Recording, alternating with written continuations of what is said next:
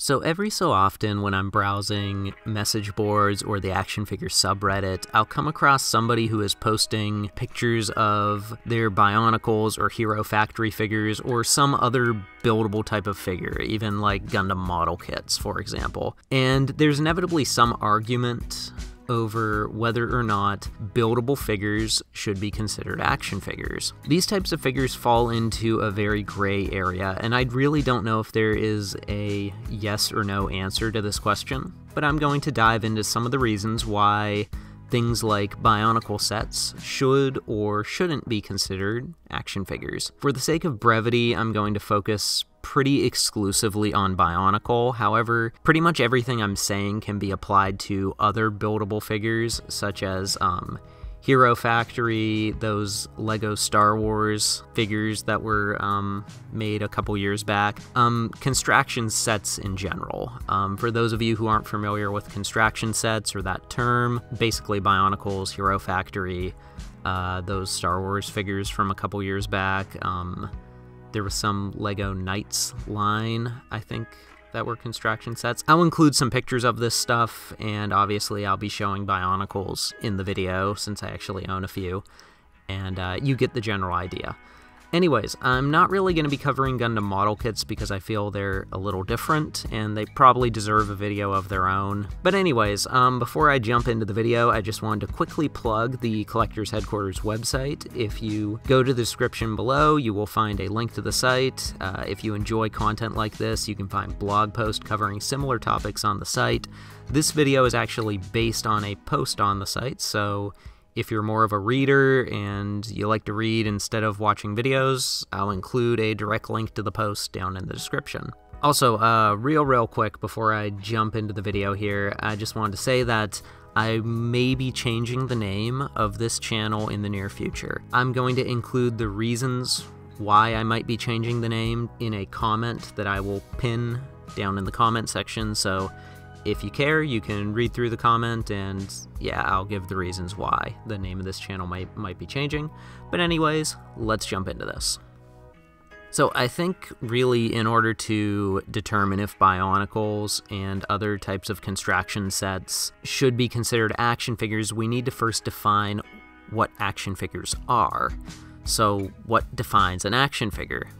Well, going back to the origin of action figures, the actual term itself was used by Hasbro back in 1964 to describe G.I. Joe figures.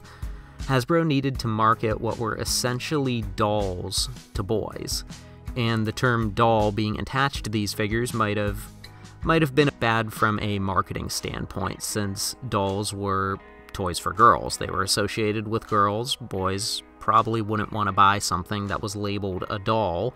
So to market their G.I. Joe figures to boys, Hasbro dropped the term doll completely and branded them as action figures. The term caught on, and today pretty much all posable figures of characters from movies, video games, comic books, and so on are classified as action figures. Not every representation of a character from a movie, TV show, video game, whatever, not every representation of one of these characters is an action figure, though. Figurines, for example, can be representations of characters from different types of media.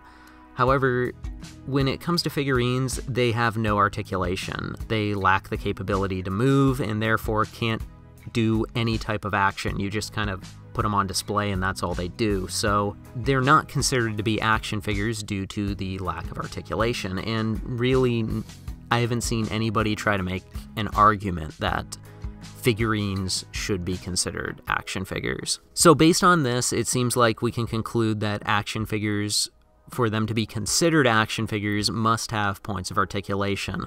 I don't have a source for this, but I remember reading an article a little while back that said that action figures must have like 4 or 5 points of articulation. I don't really know if people get hung up on those kinds of details or specific numbers, and by that standard, some of the old Transformers figures probably couldn't be considered action figures.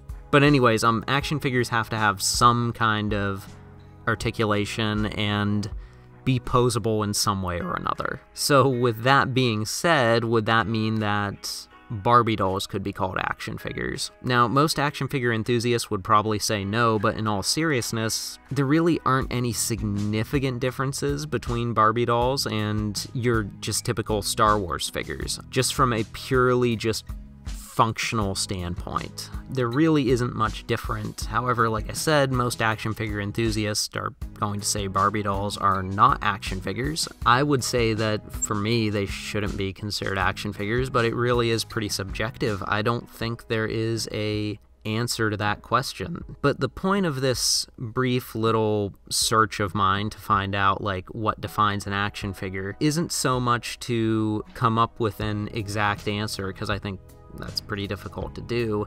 It's basically to show that it's difficult to define what is an action figure, at least objectively. I'll throw in one more example, and that would be Gundam Model Kits.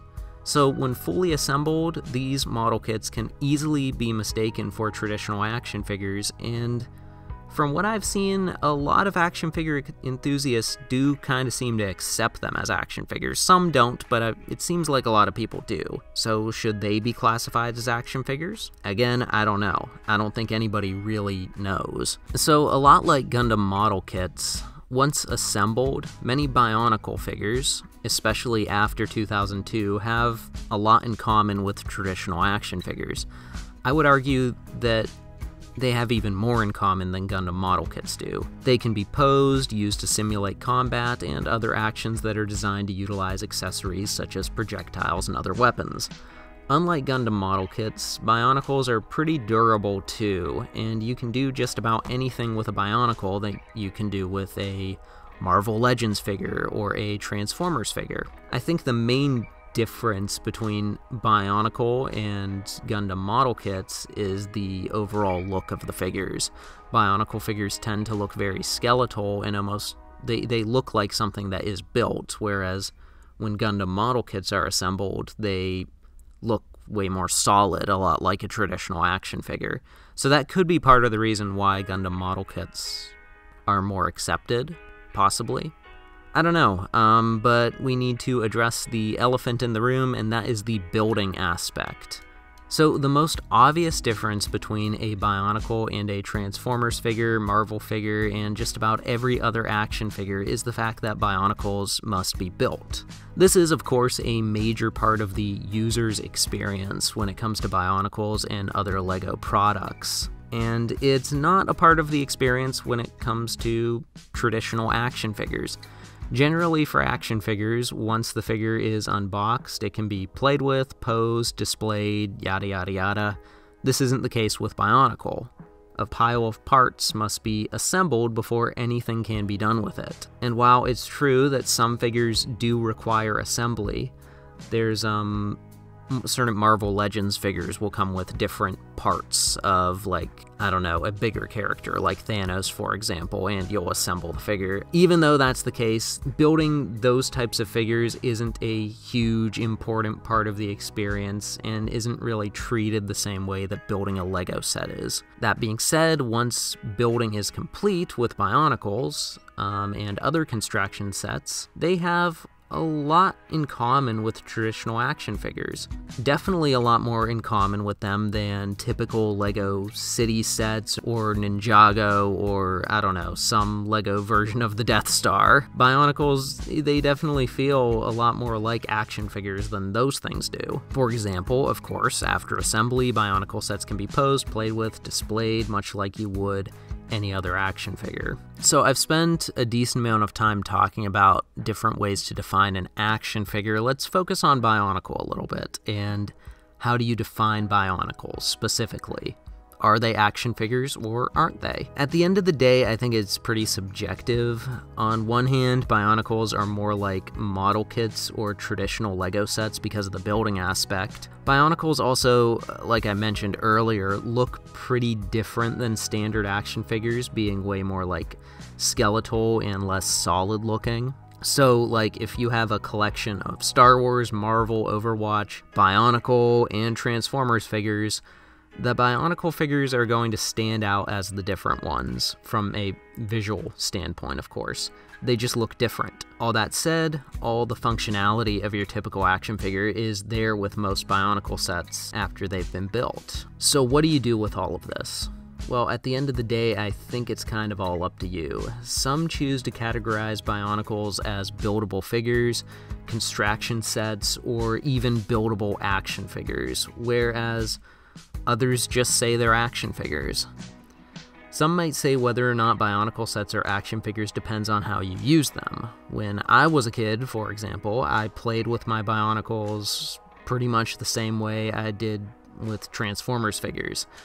I'd make them have social interactions, go to war with each other, and so on. War with Bionicle sets usually involved more decapitations, but overall, it was pretty much the same experience. This is why, for me, I've always considered Bionicles to be both LEGO sets and action figures. For those who are more interested in building the sets, combining them, and experimenting with different part combinations, the term action figure probably doesn't describe them. The term action figure probably isn't appropriate. Bionicle falls into this weird gray area at the end of the day, and whether or not they're action figures is kind of up to you. Just don't be surprised if you're lectured about how Bionicles aren't real action figures after posting about them on the action figure subreddit. Overall, I don't think this is an argument that comes up all that often these days, especially since Constraction sets aren't really the focus of LEGO anymore. From what I can tell, LEGO fans haven't been all that receptive to them in recent years, and maybe that's because they do fall into that gray area. Anyways, I hope you guys enjoyed the video. Let me know what you think about this subject. Do you think Bionicle and other Constraction type of sets should be considered action figures? Let me know in the comments section below, and that's about all. Again, hope you enjoyed the video, and have a good one.